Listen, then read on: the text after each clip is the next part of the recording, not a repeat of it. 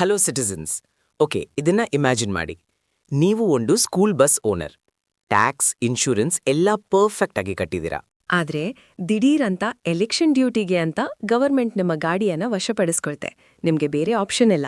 Correct. ಈಗ ಆ ಗಾಡಿ ಎಲೆಕ್ಷನ್ ಡ್ಯೂಟಿಯಲ್ಲಿರುವಾಗ ಒಂದು ಫ್ಯಾಟಲ್ ಆಕ್ಸಿಡೆಂಟ್ ಆಗತ್ತೆ.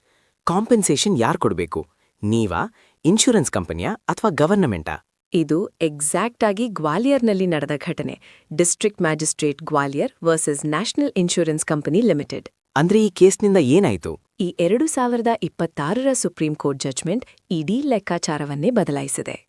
ಓಕೆ, ಕೇಸ್ನ ಹಿನ್ನೆಲೆ ಏನು? ಜಾನವರಿ 2010 ಕಿಡ್ಜಿ ಕಾರ್ನರ್ ಸ್ಕೂಲ್ನ ಬಸ್ಸನ್ನ ಗ್ರಾಮ ಪಂಚಾಯತ್ ಎಲೆಕ್ಷನ್ಗಾಗಿ ಡಿಸ್ಟ್ರಿಕ್ಟ್ ಮ್ಯಾಜಿಸ್ಟ್ರೇಟ್ ರಿಕ್ವಿಸಿಷನ್ ಅಂದ್ರೆ ವಶಕ್ಕೆ ಪಡಿತಾರೆ. ಆಮೇಲೆ